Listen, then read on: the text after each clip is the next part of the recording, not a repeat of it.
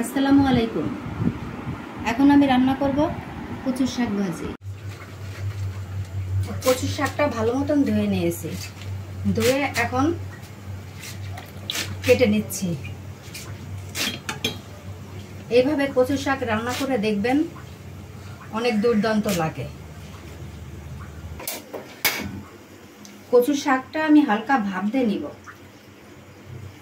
এইভাবে কচুর শাক খেয়ে দেখবেন, সম্পূর্ণ ভিডিওটা দেখতে হবে। এই কচুর শাকগুলো খেয়ে দেখবেন এত টেস্ট লাগে, এইভাবে খেলে বারবার খেতে ইচ্ছা করবে।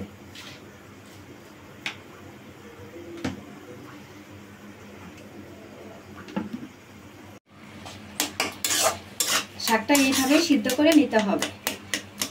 যারা কচুর শাক পছন্দ করেন না, তারাও এইভাবে রান্না করে খেলে তারাও চেটেপুটে খাবেন। কচুর শাকের এই রেসিপিটা দেখতে হলে সম্পূর্ণ ভিডিওটা দেখতে হবে। এখন কড়াইতে কিছুটা তেল নিয়ে নিব।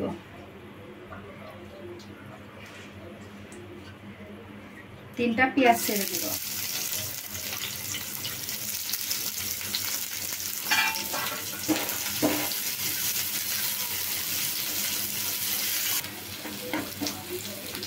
পেঁয়াজটা লাল লাল হয়ে এলে আমি কিছুটা আস্তা জিরা দিয়ে দিব।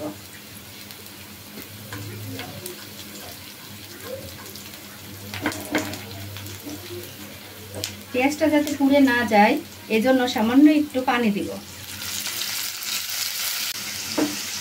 আমি 1 চামচ রসুন দিব আর আধা চামচ আদা দিব।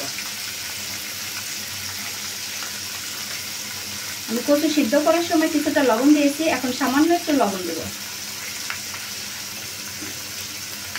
মরিচের গুঁড়া দিব 1 চামচ, ধনিয়ার গুঁড়া 1 চামচ, আমার হলুদের গুঁড়া 1/2 চামচ।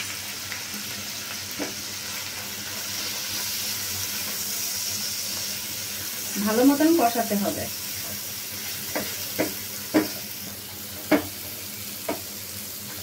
মশলাটা ভালো মতন কষিয়ে এখন আমি পাঙ্গাস মাছের যে পেটের অংশটা, তেলের অংশটা আমি দিয়ে দিব।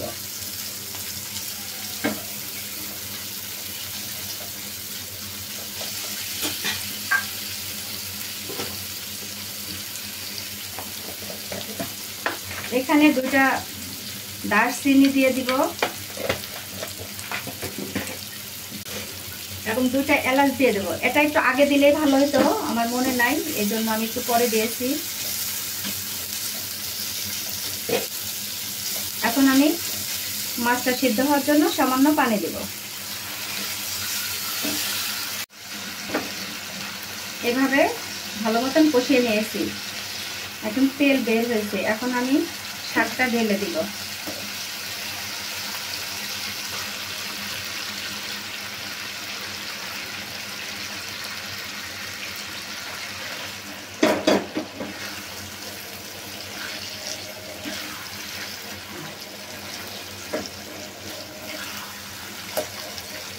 শাকটা ঢেলে দিয়ে এখন আমি রান্নাটা ভাজা ভাজা করে ফেলবো।